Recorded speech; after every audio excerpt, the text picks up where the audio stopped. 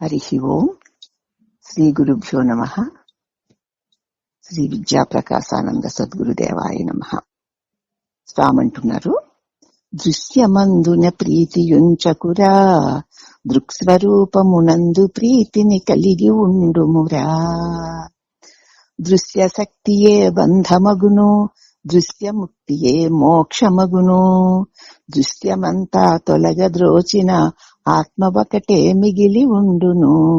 తత్వసారము తెలుసుకోరన్నా, సద్గురుని చెంత నిజముగనుగొని లాభముందన్నా. దృశ్యమందు మనకి తెలియబడుతున్నటువంటి ఈ దృశ్యం, ఈ జగత్తునందు ప్రీతి పెట్టుకోకు. ఈ జగత్తుని ప్రకాశింపచేస్తూ జగత్తులో పంచ విషయాలను గ్రహించడానికి ఆధారమైనటువంటి దృక్స్వరూపం అంటే తెలివి స్వరూపం, ఆ స్వరూపమందు ప్రీతి కలిగి ఉండు. ఏ దివ్య ప్రకాశం లేకపోతే, ఏ తెలివి లేకపోతే ఈ తెలియబడేటువంటి ఈ ప్రపంచమంతా తెలియబడుతోందో, ఈ ప్రపంచానికి ఆధారం ఈ తెలివి స్వరూపమైన నేనే కదా అని నీ నిజస్వరూపమునందు ప్రీతి కలిగి ఉండు. దృశ్యం మీద ఆసక్తి కలిగి ఉండడమే బంధం. నీకెప్పుడైతే నీ చేత తెలియబడేటి పంచ విషయాత్మకమైన ప్రపంచమునందు, పంచ విషయాల యందు ఆసక్తి కలిగి ఉండడమే బంధం. జన్మ మృత్యువుడికి కారణం అదే.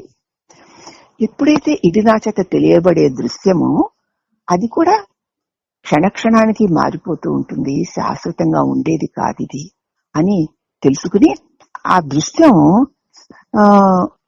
నశించేదే కాని దృక్స్వరూపమైన నేను నాశనము లేక సదా వెలుగువాడను అనే జ్ఞానంతో ఈ దృశ్యం నుంచి నీ దృష్టిని మళ్లించుకుని దృక్స్వరూపమైన నీ నిజస్వరూపమైనటువంటి తెలివి యందు నువ్వు దృష్టి పెట్టుకో.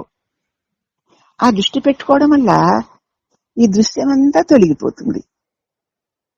నువ్వు చూసే అవును కాదు అంటేనే, విని అవును కాదు అంటేనే, పంచ జ్ఞానేంద్రియాలతో పంచ విషయాలను నువ్వు అనుమతిస్తేనే దానికి ఆధారం ఈ దృశ్యానికి, ఈ ప్రపంచానికి. నువ్వు అటువంటి అనుమతిని ఇవ్వకపోతే ఈ దృశ్యం అన్నది లేనే లేదు. కాబట్టి నువ్వు నీ దృక్ప్రకాశాన్ని దృశ్య వస్తువు మీదకి ప్రసరించనివ్వకుండా దృక్స్వరూపమైన నీ తెలివి వైపుకే నువ్వు ప్రసరించుకుంటే ఆత్మ ఒక్కటే, ఒక్క దృశ్యము లేని నిర్మల తేజస్సుగా మిగిలి ఉంటుంది. ఆ తేజస్సువే నీవై ఉంటావు.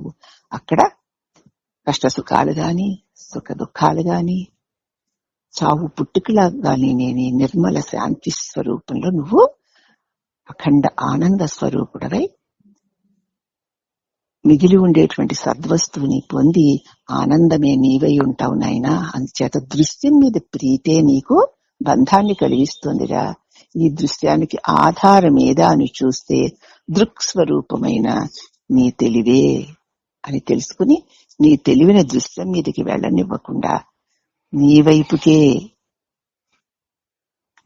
నీ నిజస్వరూపమైన తేజస్సులోనికే నీ ధ్యాసను మళ్లించు. అఖండ తేజమై వెలిగిపోతున్నటువంటి ఆ దివ్య స్వరూపంలో ఆ అఖండ తేజో కిరణమైన నీవు ఐక్యమవుతావు. అదే మోక్షం నాయన. కాబట్టి దృష్టి మీద ప్రీతితో బంధాన్ని కలిగించుకోకు అని ప్రబోధ చేస్తున్నటువంటి శ్రీ సద్గురుదేవులకు అనేక అనేక వందనములు. హరి ఓం నమః.